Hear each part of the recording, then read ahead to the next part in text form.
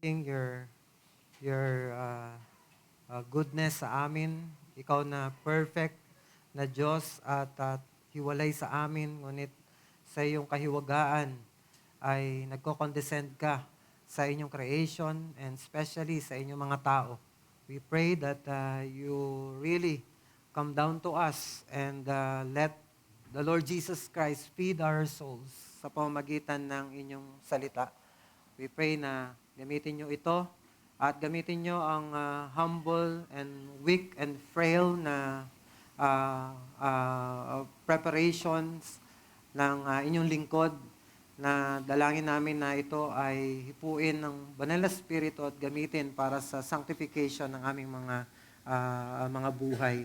We pray na lahat ito ay magdulot ng kakaibang application sa amin. Application na hindi lamang para ma-earn ang favor ninyo, but application dahil sa wonder na makikita namin, sa wonder na meron ang aming Panginoong Jesucristo. Maraming salamat po. Dalangin namin ito sa pangalan ng aming Panginoong Jesus. Amen.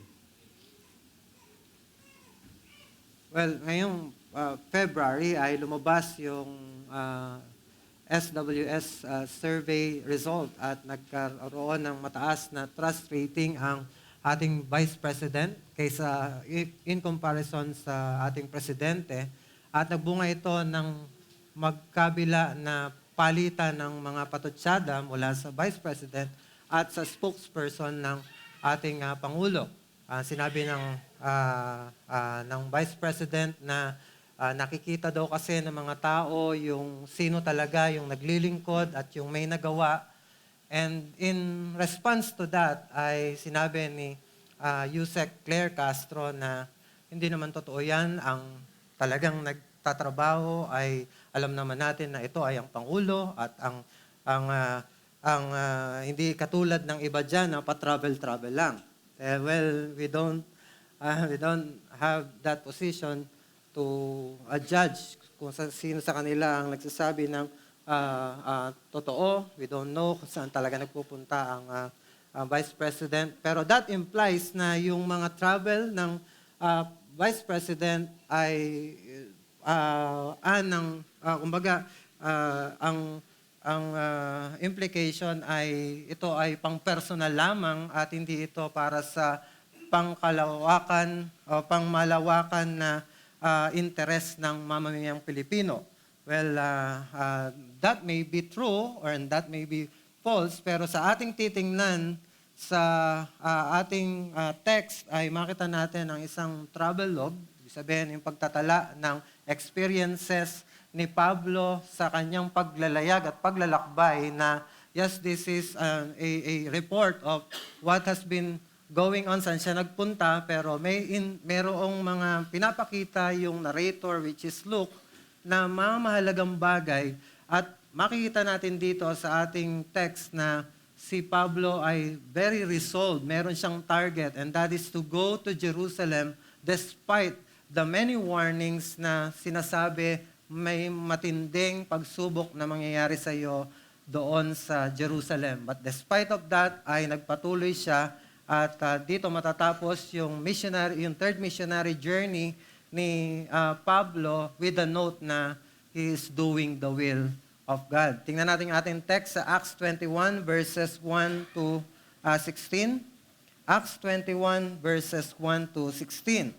And when we had parted from them and set sail, we came by a straight course to Kos, and the next day to Rhodes, and from there to Patara. And having found a ship crossing to Phoenicia, we went aboard and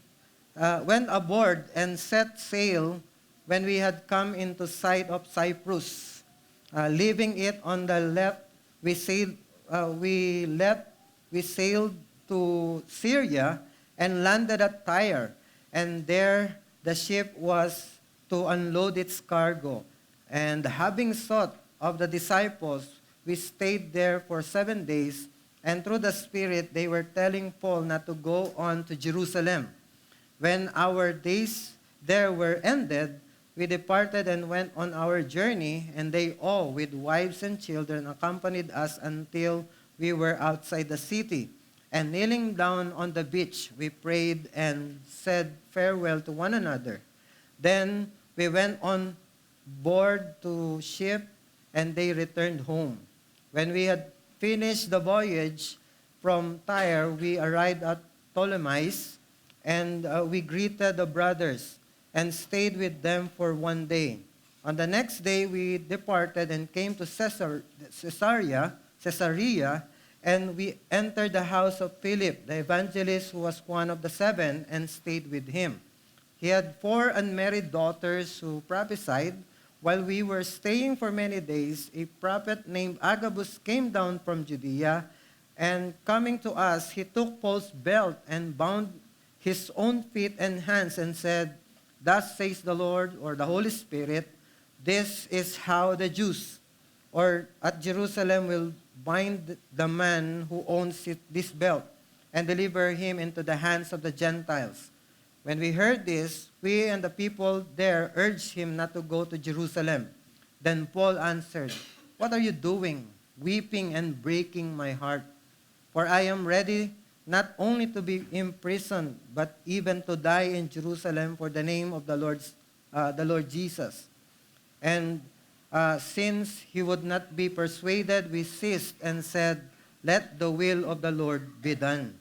After these days, we got ready and went up to Jerusalem, and some of the disciples from Caesarea went with us, bringing us to the house of Nason of Cyprus, and an early disciple with whom we should lodge. Well, ang binasa natin ay ang official na pagtatapos ng third missionary journey ni Pablo, at nagtapos ito sa tinatawag na travelogue. Binasa natin is a travelogue.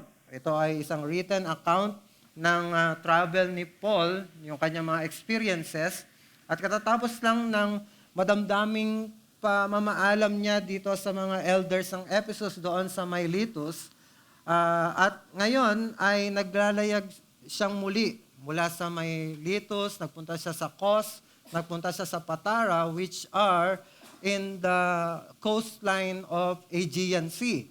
Ngayon, from Patara, ay nung nakarating siya sa Patara, this is the coast na nasa Mediterranean Sea, at siya ngayon ay papunta na sa Phoenicia para bumaba siya ng konti patungo na ng Judea or ng Jerusalem. Well, doon sa, kumbaga, ito na yung pinakamalayong paglalayag niya ng barko dahil tatawirin niya itong malawak na ocean na ito. And then sa Phoenicia, nagpunta siya sa Tyre, at doon sa Tyre, mula sa Tyre, pumunta siya ng Ptolemais, and then bumaba sa Caesarea, which is, ito na yung border papunta ng Jerusalem. At sa paglalakbay na ito ay nag-insert si Luke ng mga notable na pangyayari na maaari nating pagnilay-nilayan, especially yung kanyang resolve. Yung resolve niya na gawin ang kalooban ng Diyos na malinaw sa kanya despite ng mga nagsasabing huwag siyang tumuloy doon. Katulad sa Tyre na napaka-ikli ng pagtatala ni Luke dito, bagamat napaka-insightful nito sa yung ano ba yung resolve ni Pablo na pumunta sa Jerusalem. Mababasa natin doon sa verse 4, sinabi doon na yung mga disciples doon sa Tyre ay sinabi nila, and through the Spirit, they were telling Paul not to go on to Jerusalem. So obviously, may mga prophet sa lugar na ito at nag-reveal ang Holy Spirit sa kanila at nasabi nila na huwag nang pumunta si Pablo sa Jerusalem. We don't know kung ano yung ni-reveal na yon, pero sa kabila nito ay mababasa natin sa verse 5 and 6 na nagpatuloy pa rin si Pablo sa kanilang paglalakbay pauwi sa Jerusalem. May mga commentators na nagsasabing nag-disobey si Pablo sa kalooban ng Panginoon dito, or nagkamali siya ng pasya na tumuloy pa rin siya kasi sinabi na nila na Holy Spirit na yung nagsalita. Sinabi ng mga commentators na ito na Holy Spirit na mismo yung nagsalita at nag-reveal sa kanila na wag nang tumuloy si Pablo, pero nagpatuloy pa rin si Pablo sa kanyang pagpunta sa Jerusalem. ang katanungan is, talaga bang nag-disobey si Pablo dito, or talaga bang siya ay ginagawa niya lang yung kalooban ng Panginoon? Well, para matulungan tayong intindihin kung naging matigas nga ba ang ulo ni Pablo dito, or in fact, he is just doing yung maliwanag na kalooban ng Diyos sa kanyang buhay, tingnan natin yung pagpapatuloy ng pagtatala ni Luke sa journey na ito. So from Tyre, nandun na siya sa pababa na siya, malapit na siya sa Judea.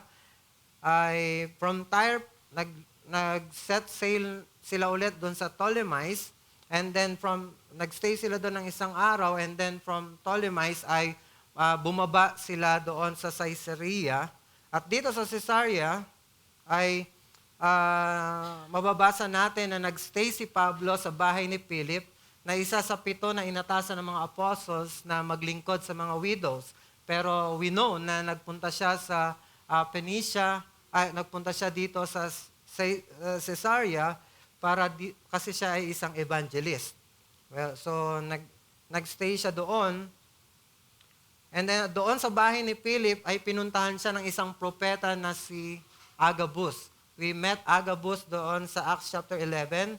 Na siya ay siya yung nag-prophesy ng famine na darating sa Jerusalem, which is nangyari naman nga 9 years before itong mga pagkakataon na itong ating text. Nag-prophesy ulit si Agabus dito sa pamamagitan ng isang demonstration. Ang ginawa niya is, kinuha niya yung belt na suot ni Pablo at tinali ni Agabus yung sarili niyang paa at mga kamay at sinasabi, "Thus says the Holy Spirit, this is how the Jews at Jerusalem will bind the man who owns this belt and deliver him into the hands of the Gentiles." At nung marinig ito ng mga kasama ni Luke at ng mga disciples na nandoon, ay pinakiusapan nila siya na huwag nang pumunta sa Jerusalem. And this is very instructive.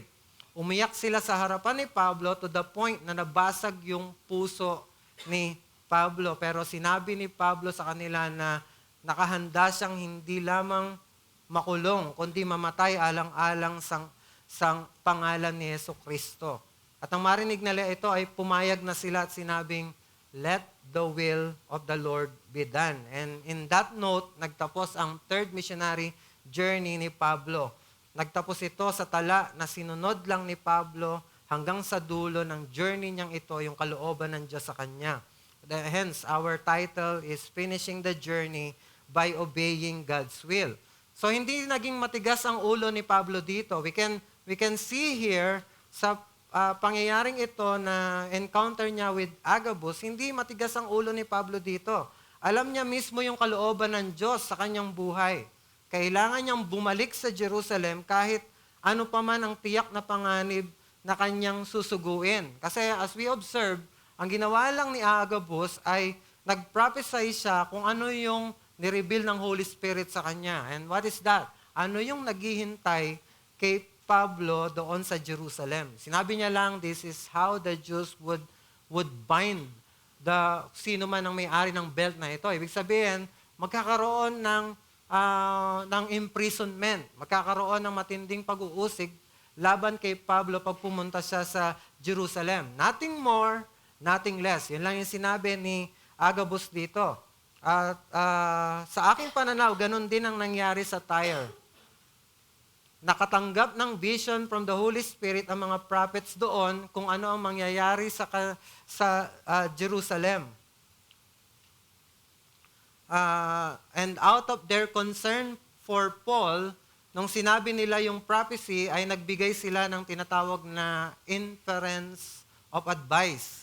Na ang kanilang advice kay Pablo is, because of that revelation, ang advice nila is, do not go to Jerusalem. Ganun din, na dito din, sa pangyayaring ito, sa verse 11, ay yung mga kaibigan ni Pablo ang nagmakaawang pigilan siyang pumunta roon dahil sa matinding pag-aalala kay Pablo. You see, hindi yung revelation ng Diyos ang nagsabi, hindi ang Diyos mismo ang nagsabi, huwag kang tumuloy. Sinabi lang, ito yung mangyayari sa iyo, and his friends are telling him, don't go there, please. Nagmamakaawa sila kay Pablo. Pero Paul is resolved to go to Jerusalem Kasi alam niya na ito ang kalooban ng Diyos. We saw doon sa kanyang conversion sa Acts chapter 9, nung sinabi ng Panginoon kay Ananias that there is someone coming here na kailangan mong kausapin because he is praying. Siya ay si Pablo. Sinabi ni Ananias, kilala ko itong tao na ito, pusakal ito na tumutugi sa mga mananampalataya. Why should I talk to him? Why should I minister to him? Sinabi ni Jesus sa kanya by revelation, this man is my chosen instrument to carry my name before the Gentiles and their kings. So, before the Gentiles and their kings, wala pa namang kings na nakakausap si Pablo. So, that implies na kailangan niyang humarap sa hari. On that time, ang hari ay si Caesar at kinakailangan niyang humarap doon.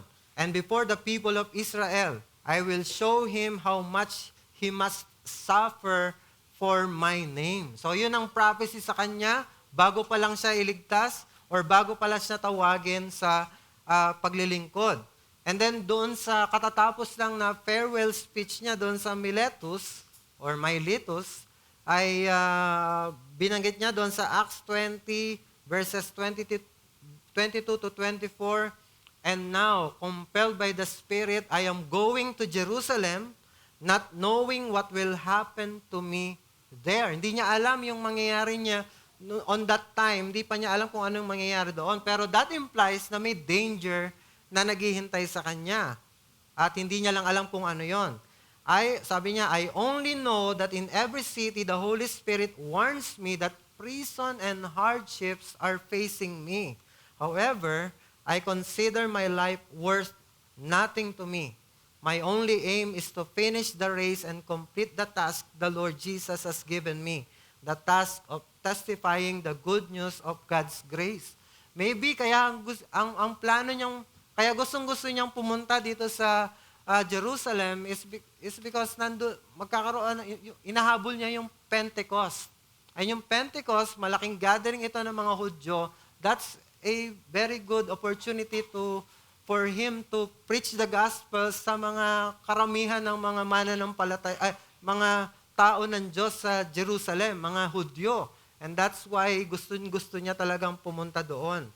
Alam niya na ito ang kalooban ng Panginoon sa kanyang buhay, kaya ito ang kanyang ang kanyang naging settled resolve sa kabila ng mga makapangyarihang puwersang pumipigil. Ang mga makapangyarihang puwersang pumipigil sa kanya is yung banta ng panganib and then yung pleading of his loved ones. Itong mga madamdamin na pagpipigil sa kanya out of care and love sa kanya ay pinipigilan siya ng kanyang mga mahal sa buhay. And sa kabila ng mga puwersa na yon ay nagkaroon siya ng settled resolve na pumunta at gawin yung kalooban ng Diyos doon sa Jerusalem. And the message that we can draw from here is when the will of God is clear, obedience must be the believer's settled resolve, even when powerful forces urge them otherwise. When the will of God is clear, obedience must be the believer's settled resolve, even when powerful forces are telling otherwise. So, sa Tagalog, kapag malinaw ang kalooban ng Diyos, obedience dapat ang settled resolve ng mga believers, kahit na may malakas na puwersang nagtutulak na gumawa ng iba. Kasi, at kung i-apply natin ito sa ating buhay, the Bible at yung Christian principles ay nagbibigay ng maraming malinaw na kalooban ng Diyos para sa atin between our decisions na kailangan gawin. When we are facing decisions, clear. There are clear guidelines at mga instructions ang kasulatan. Hindi naman lahat. Kailangan i-exercise mo talaga yung discernment sa mga maraming bagay na kailangan mong pagpasyahan. But there are circumstances na napaka-clear na dapat mong piliin. Halimbawa, yung pagpili ng lifetime partner. Ay malinaw na sinasabi ng Diyos na dapat it is in the Lord. Hindi lang feelings o convenience ang basihan, kundi faith. So malinaw na pag may pagpipili ka between unbeliever or believer, or sagutin yung unbelieving boyfriend or unbelieving na nanliligaw, the answer na mula sa scripture is you reject that. And then kung merong nanliligaw na mananampalataya at masansala mo na siya yung binibigay ng Panginoon sa iyo over other outside of the faith, mas piliin mo itong nasa pananampalataya. That's biblical. And then sa pagpili din ng church, malinaw na dapat tayong mag-commit sa isang iglesia na Christ-centered at faithful na pinapangaral ang salita ng Diyos kahit mas madali na pumunta sa lugar na mas entertaining at convenient puntahan. Meron siguro mas malapit sa atin na iglesia pero hindi siya biblical, hindi siya faithful in preaching the Word of God. Mas magandang huwag nating piliin yon, mas piliin natin yung kahit na malayo, pero nagtuturo ng salita ng Diyos. And then sa pagpili kung saan titira, kung may choice ka naman, at mayroon kang kakayanang piliin kung saan ka titira, malinaw na kalooban ng Diyos na hanapin natin yung merong komunidad kung saan tayo mag-grow spiritually at maprotektahan yung ating moralidad.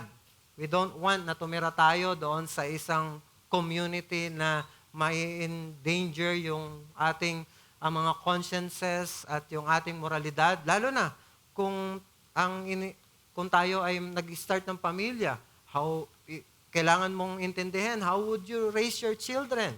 Baka yung compound o yung society na meron ka ngayon or na pipiliin mo is magiging detrimental sa child rearing ng iyong mga anak. Well,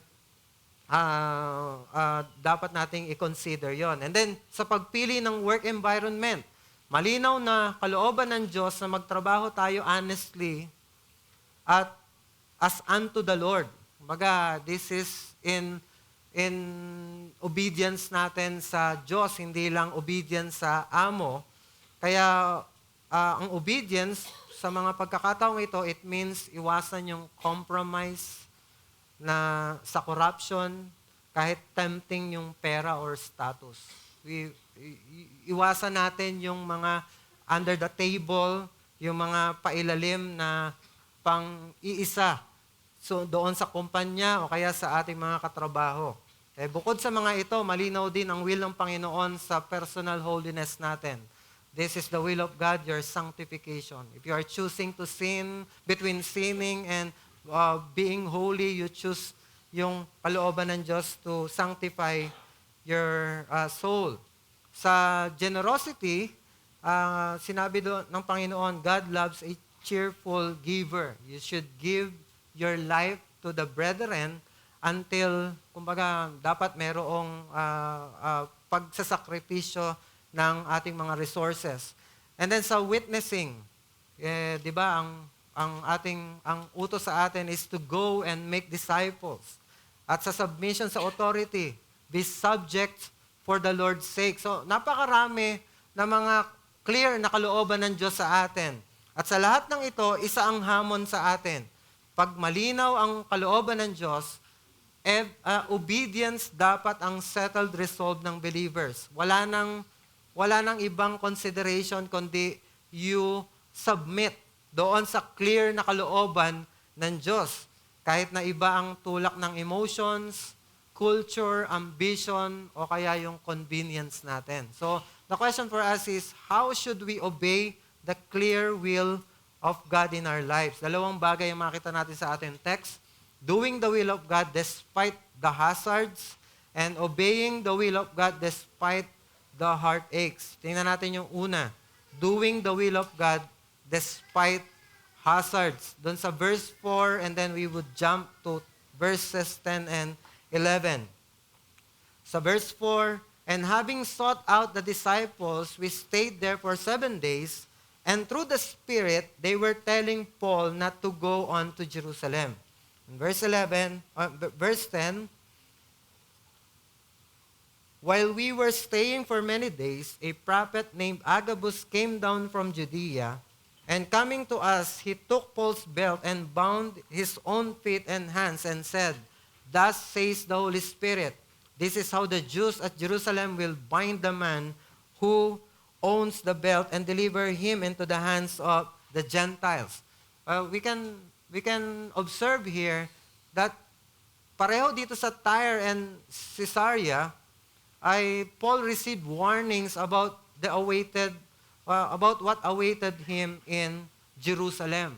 Pareho na nakatanggap siya ng danger na kakaharapin niya dito sa Jerusalem. Kung titingnan natin sa Tyre, tumigil si Pablo at ang kanyang mga kasama ng 7 araw at nakipag-fellowship sa mga disciples. Ang sinabi doon, they sought. Hinanap nila yung mga disciples doon. Siguro walang synagogue doon at minority lang yung mga mananampalataya doon sa Tyre. Dahil sa sobrang concern nila, sinabi nila kay Pablo ayon sa ipinakita ng Espiritu sa kanila na huwag na siyang magtuloy sa Jerusalem. Yun ang sinabi nila. Huwag ka nang tumuloy sa Jerusalem. Ang ipinakita ng Espiritu ay yung panganib na harapin ni Pablo doon, at mula doon, ang mga kapatid ay nagbigay ng babala dahil sa kanilang pag-aalala.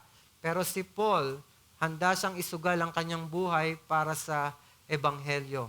Determinado siyang ituloy kahit malinaw na may hazards na naghihintay sa kanya. Kaya sinamahan siya ng mga kapatiran papunta sa Pangpang at doon sila lumuhod at nanalangin at nagpaalaman sa isa't isa. Patunay ito na tinanggap nilang ito yung kalooban ng Diyos. Kahit na yun yung kanilang suggestion kay Pablo, pero nung nagpatuloy si Pablo, sinamahan siya para itong procession na sinamahan nila sila Pablo, sila'y lumuhod, nung nasa Pangpang na, sila'y nanalangin at nagpaalaman sa isa't isa. This is a brief description of parang kamukha nung nangyari sa Miletus. Well, patunay ito na sila ay tinanggap kung ano yung talagang kalooban ng Diyos as they see it being interpreted sa demeanor ni Paul. Sa Caesarea, dumating naman si Agabus, isang propeta mula Judea at nagbigay ng matinding prophecy. Kinuha niya yung belt ni Pablo, tinali sa sarili niyang paa at kamay at sinabi na ganito rin ang mangyayari sa may-ari ng belt na ito. Ibig sabihin, ibibigay siya ng mga Hudyo sa mga Gentiles. Well, ang actual na nangyari doon sa Jerusalem is yung Gentiles talaga ang nagdakip sa kanya at niligtas siya mula doon sa uproar ng mga Jerusalem, ng mga Hudyo. Pero it really happened na ang mga Hudyo talaga ang nagpadakip sa kanya. It is because ang dahilan talaga bakit siya dinakip ng mga Gentiles ay dahil sa pagbubuyo at yung galit ng mga Hudyo sa kanya because he is preaching away with those ceremonial law, and now Christ is the one offering salvation through faith in Him. So sinasabi, kaya galit ang mga Hudyo sa kanya. So technically, nangyari talaga itong prophecy na ito na ibinigay ng mga Hudyo si Pablo sa mga Gentiles. Hindi niya sinabing huwag pumunta si Pablo sa Jerusalem. Hindi sinabi ni Agabus. Pinakita lang niya kung ano ang kahihinatnan. Dahil dito, ang mga kapatid na puno ng concern at luha ay nakiusap kay Pablo na huwag nang tumuloy. Pero gaya ng nakita natin sa Tyre, si Paul ay desidido pa rin kahit malinaw ang hazards. He is determined na sumunod sa kalooban ng Diyos. Alam niyo, ang eksenang ito ay parang echo ng sinabi ni Jesus sa Luke 18:32.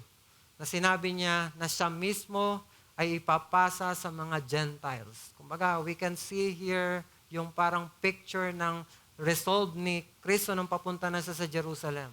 People are kumbaga nagtatanong, bakit ka pupunta doon? Ano yung mangyayari doon? He is explaining himself na ito ang mangyayari sa akin. People will desert me, my friends will leave me, and I will suffer doon sa Jerusalem. And yet, nagpatuloy siya kahit hindi ito maintindihan ng kanyang mga alagad. So what's the point?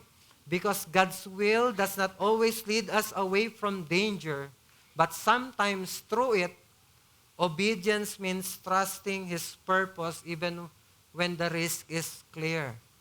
Yung baga, kahit na maliwanag na yung pagsunod mo sa kalooban ng Panginoon ay mayroong masasakripisyong comfort mo, may danger, ang pinakamaganda is obedience. Ang obedience na ito, ang kahulugan ay yung pagtitiwala na doon sa kalooban ng Diyos. Minsan, hindi agad may naiintindihan ng iba kung bakit pinipili ng isang lingkod ng Diyos ang mahirap na daan. Katulad nito, hindi maintindihan nitong mga kapatid na ito na ito talaga yung kalooban ng Diyos. Kaya they are suggesting otherwise. May mga ganun ding pagkakataon talaga na hindi maintindihan ng mga nakapaligid sa atin. Why are we choosing this church? Why are we giving our lives for the brethren? Bakit napaka-strict natin? Kumbaga, at least sa ating pananaw, we're living in liberty. At itong strictness na meron tayo, it's because we want na maging pure. And this is what we want to do bilang mga alagad. Para sa kanila, we're wasting our time, pinipigil natin yung kagustuhan natin, napaka-boring ng ating mga pananampalataya, ng exercise natin ng pananampalataya, because they really don't understand why we are doing it. Lalo na kung pwede namang umiwas, may mga choices naman tayong mas madali. Para sa kanila, parang sayang lang ang pagdurusa kung may mas madaling paraan. Pero ang totoo, hindi laging easy way out ang tamang landas. Minsan, ang kalooban ng Diyos ay dumadaan talaga sa matinding hazards. Dumaan tayo sa matinding panganib. Yan ang makikita natin, mga halimbawa mula sa mga tao ng Diyos. Di ba si Moses, mas pinili niyang makiisa sa mga Israelita na alipin kaysa mag-enjoy dun sa pribilehiyong meron siya bilang nasa poder ng Ehipto, napakataas ng kanyang posisyon doon. Pero mas pinili niya na makiisa sa tao ng Diyos because this is the will of God para sa kanya. Si Daniel ay nagpatuloy sa panalangin kahit alam niyang may mas madaling paraan. And that is to obey the decree na wag nang manalangin dahil pwede siyang mamatay. Pero pinili pa rin niya na ang daan mahirap na nagdala sa kanya sa lion's den. And then si Jesus mismo, nagdesisyon siya na tahakin ng krus. Hindi, kahit pwede namang umiwas dahil yun ang kalooban ng Ama. Pwede namang umiwas. May karapatan siyang hindi natahakin yung landas na yon. But he chose that because that is the will of God. And that is yung kanyang focus. The meat, ang meat na kailangan kong kainin, sabi niya, it is like food. Ang kinakailangan kong gawin is to do the will of my Father. Kaya kailangan ng discernment. Katulad dito sa ating text na nakita, they prayed. They bowed their knees and they prayed.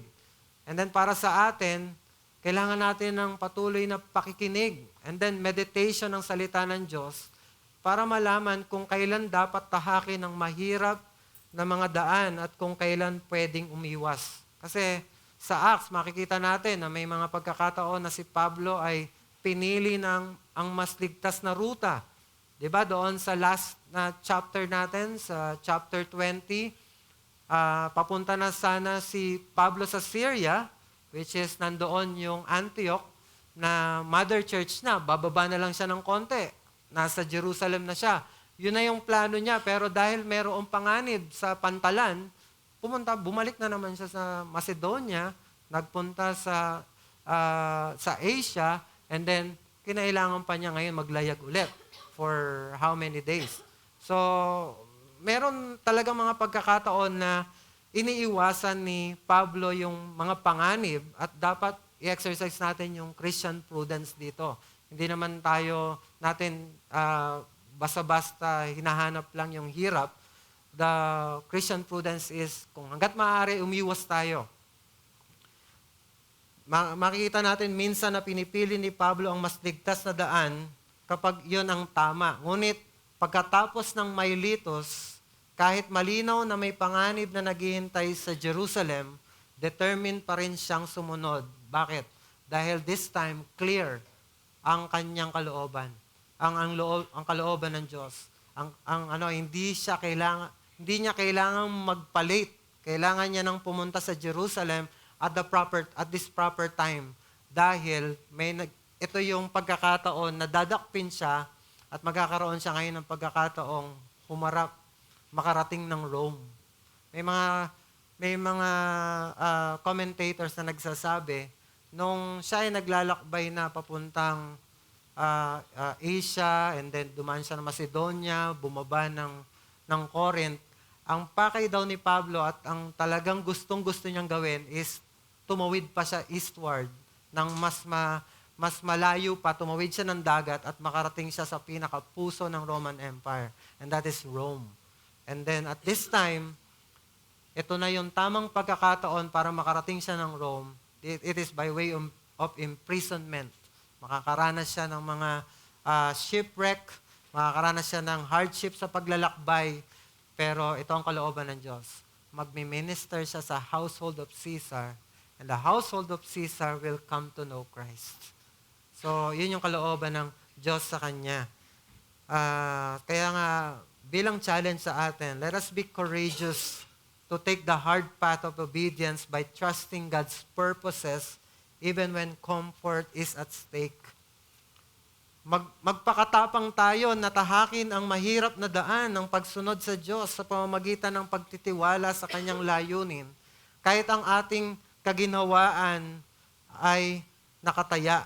Kumbaga, mawawalan tayo ng comfort. So, hindi ko sinasabi na dapat nating hanapin ang hirap para lang maghirap. Hindi tayo nagtuturo dito na lahat ng mahirap, that is godly. Hindi, kasi yung kahirapan ay resulta pa rin yan ng fall. So, evil pa rin yan. Hindi natin sinasabi na iwaksin natin yung ating comfort at convenience at hindi natin sinasabi na ito'y laging mali. Ang Diyos mismo ay nagbibigay sa atin ng pahinga at pagpapala. He wants us to enjoy.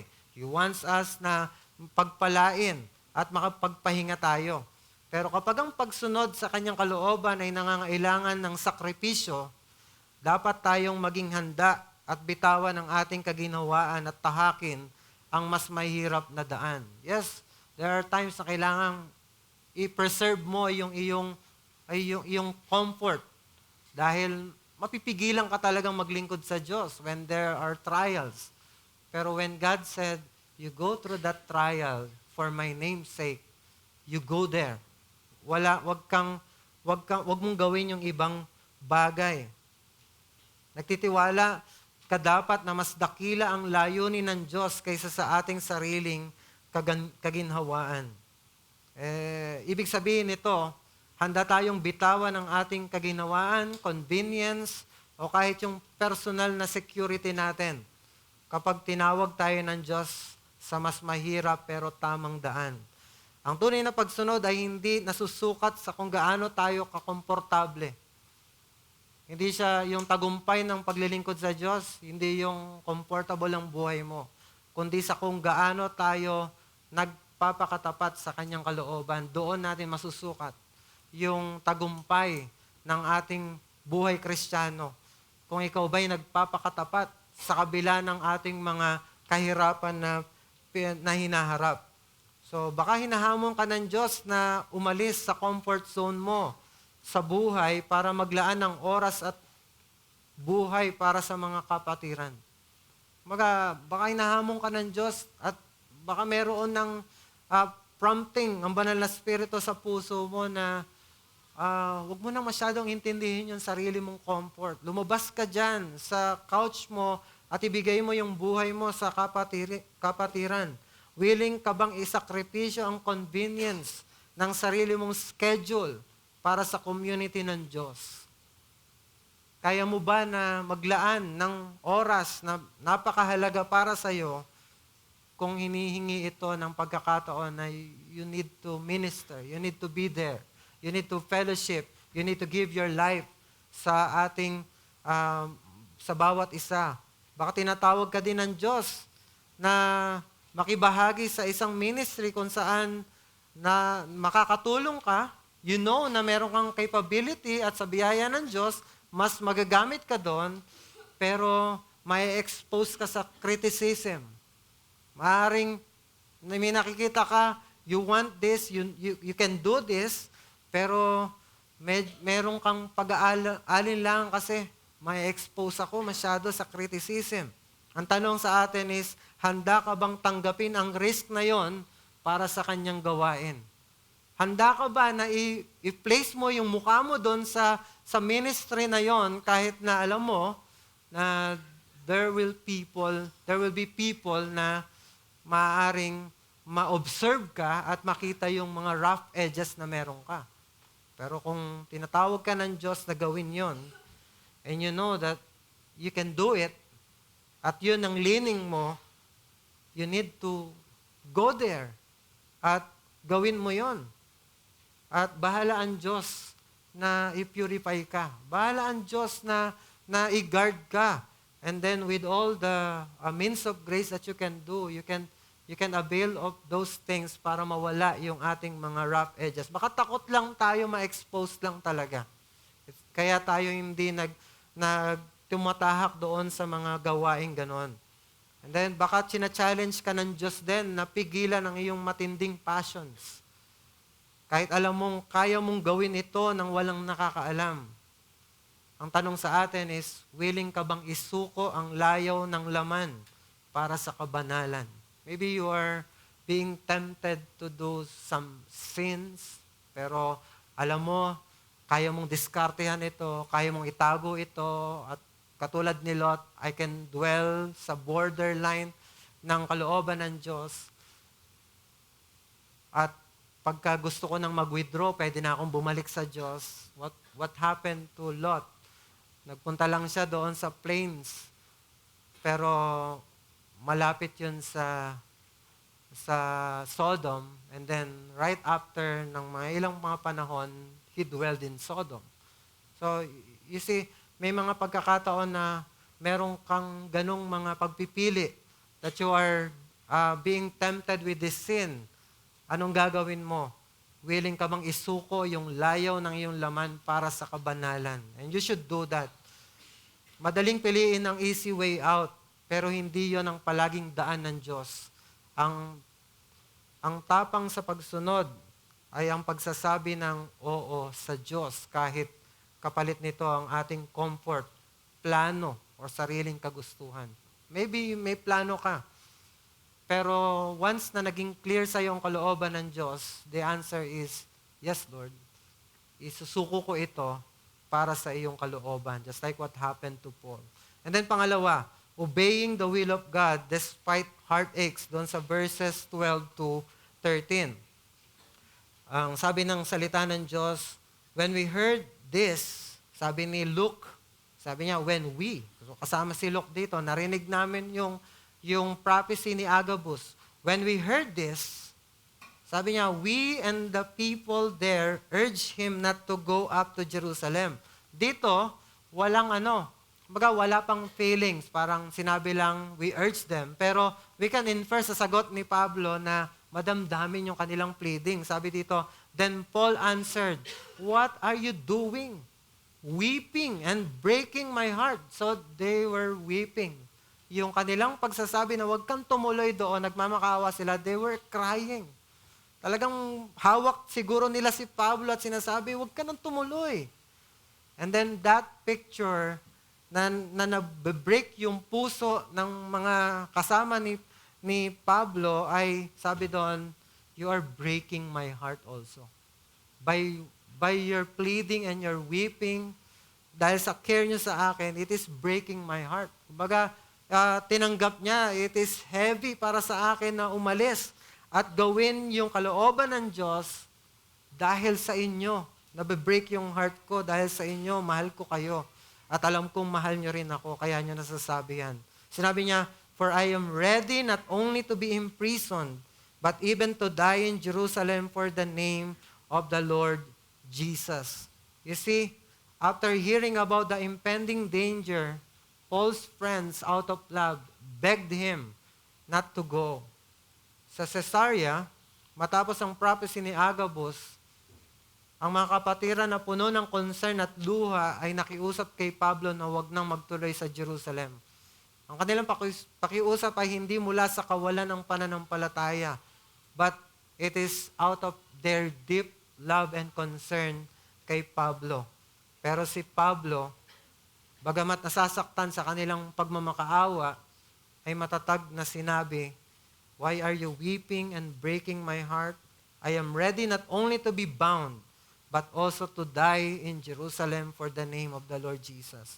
Dito makita na ang pagsunod sa kalooban ng Diyos ay minsan nagdadala ng matinding heartache. Hindi lang sa sarili, kundi pati sa mga mahal natin sa buhay. May heartache ang paglilingkod sa Diyos minsan. Heartache sa sarili natin and heartache para sa mga mahal sa buhay. Mahirap na magdesisyon para sa Diyos kapag may danger, pero mas mahirap kapag nakikita mo nang meron ng nakatayang ibang tao. Mahal sa buhay mo na yung magdudusa. Mahal sa buhay mo na yung hindi makakatikim ng comfort. Magkakaroon ng luha. So, the point is this. Following Christ may hurt those who love us, yet His purpose remains greater than our pain. Ang pagsunod kay Kristo ay maaaring magdulot ng kirot sa mga nagmamahal sa atin. Ngunit mas dakila pa rin ang kanyang layunin kaysa sa ating nararamdamang sakit or sa kanila din na nararamdaman. Ang pagsunod ni Pablo ay nagdala ng sakit hindi lang sa kanya, kundi pati sa mga nagmamahal sa kanya. Ganon din sa atin ngayon. Isang halimbawa nito, minsan ang pagsunod sa Diyos ay nagdadala ng hirap hindi lang sa sarili, kundi pati sa pamilya. Let's say, kapag kailangan mong tanggihan ang easy money na galing sa maruming paraan dahil sa opportunity, kahit nakikita mong kulang ang pamilya mo sa maraming bagay, masakit na makita yon. Parang deprived ka na. At pati yung mga pamilya mo deprived na and you really need that money, pero may opportunity, what would you do? Ang tunay na pagsunod ay nagtitiwala na mas dakila ang layunin ng provision ng Diyos sa honest na paraan kaysa sa pansamantalang ginhawa. You would not choose that path na sa tingin mo ay makaka-alleviate ng kahirapan ng pamilya mo kung marumi ito. Totoo ang kirot ng sakripisyo, pero totoo rin ang kagalakan ng pagsunod sa Diyos. Merong kagalakan kapag pinili mo ang mas malinis na paraan. Kahit nakikita mo, easy money na ito. Pwede na ito. Makakaalpas na tayo dito sa paraan na ganito kahit alam mo, there is something wrong in doing that. So, what's the challenge? Let us be willing to obey God even when it breaks our heart, trusting that His purpose is worth more than the pain we feel. Huwag tayong matakot sumunod sa Diyos kahit masakit sa damdamin, sapagat ang kanyang layunin na higit na mahalaga kaysa sa sakit na ating nararamdaman at nararanasan. Kung tayo ay nasa maling relasyon at ang pinakamagandang gawin ay iwanan yung relasyon na yon at kinakailangan mong iwasan itong tao na yon, dahil ito ang kalooban ng Diyos, masakit man, magpakatatag ka na gawin ng tama. If you are having this experience, that wisest thing to do is to heed kung ano yung nakikitang mas wise na gawin ayon sa kalooban ng Diyos. Katulad halimbawa din sa pagdisiplina sa iglesia, kailangan disiplinahin ng kapatid na nagkasala. And this breaks our heart. Hindi lang ito masakit para sa dinidisiplina, masakit din ito sa iglesia.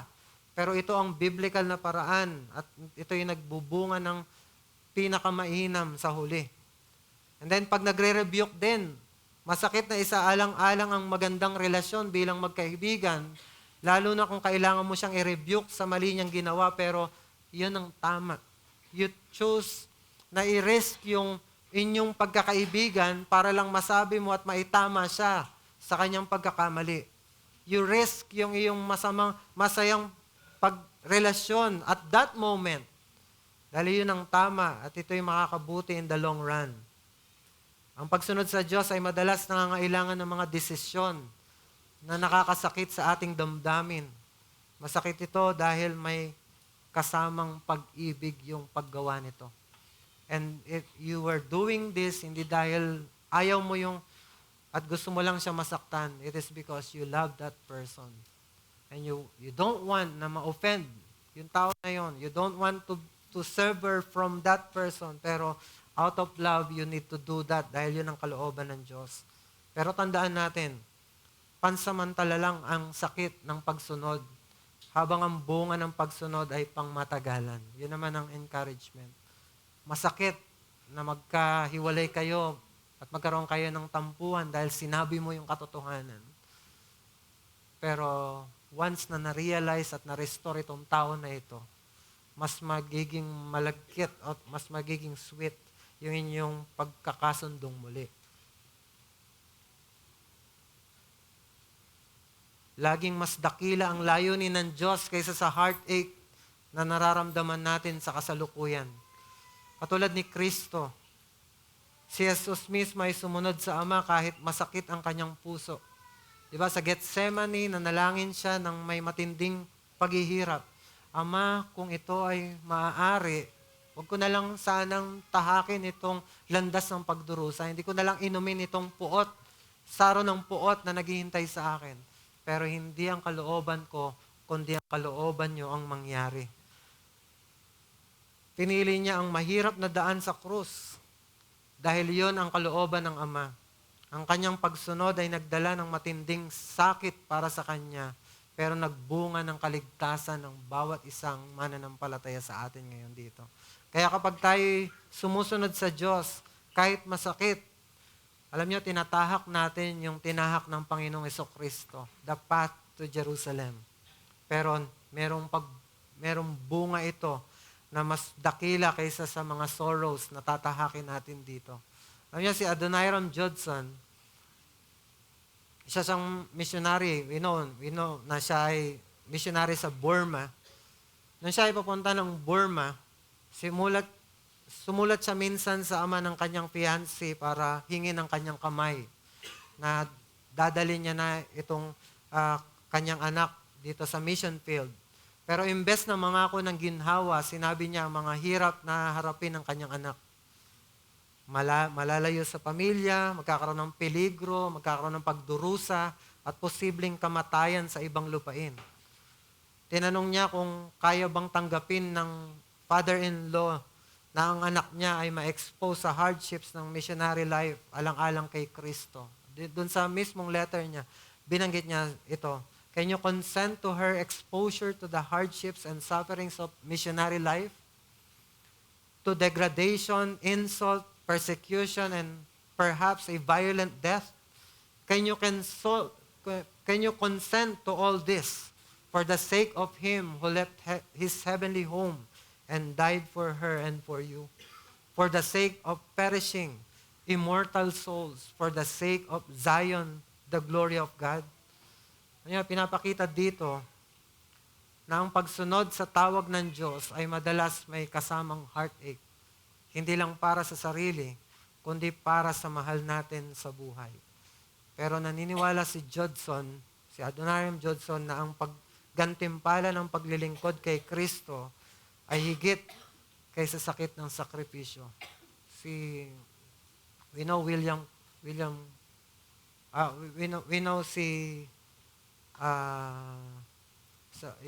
yung father of Bristol,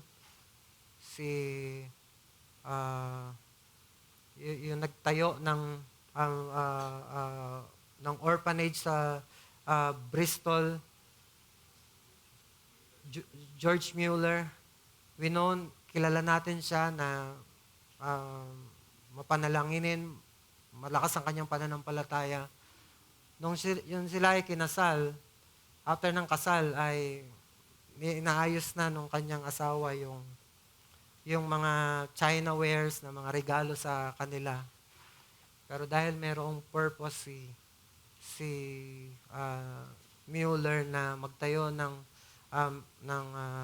pumunta sa ibang lugar para magtayo ng orphanage, sinabi niya, kunin mo lahat yan ng mga tinatabi mo ng mga China wares na yan, ibenta natin at ibibigay natin sa orphanage. You see, because that is the will of God on that moment. Masakit yon para sa isang bagong bride. That is yung delight na, wow, bagong kasal ako. And I have this na mga tanda na ako ay, kumbaga, people have been witness sa aming kasal. Masaya yung bagay na yun, pero ang nangyari is, kinakailangang isuko yon para sa gawain ng Panginoon. You don't always do that. Pero pagpapakita lang yon na dapat meron tayong kakayanan at kagustuhan at willingness na magsakripisyo kung alam natin ang tiyak na kalooban ng Diyos. So as a conclusion, there's no greater comfort in the midst of hardship while doing the will of God than knowing that this is the will of God. That is the comfort. Dahil we know, kahit na nasa mahirap tayong sitwasyon, if that is the will of God, that is the safest place we can go. Tayo manalangin. Lord, salamat po sa aming napakinggan. Tulungan mo kami to apply this. Maraming salamat. And help us, Lord, to have that resolve. Na katulad ng kay Pablo na despite ng mga strong forces ay nagpatuloy siya sa paggawa at pagsunod ng clear na kalooban ninyo. Just like our Lord Jesus Christ. Help us, Lord, to travail, to go through that path na mahirap para lang masunod ang kalooban ninyo. At tulungan mo bigyan mo kami ng grace na makayanan ng anumang mga tatahakin namin. Bigyan mo kami ng matatag na pananampalataya so that we can bear na parang yung aming pananampalataya as a strong backbone to carry what is at stake sa aming mga paglilingkod sa inyo. Maraming salamat po para sa inyong kalooban ay inihiling namin ito sa pangalan ni Jesus. Amen.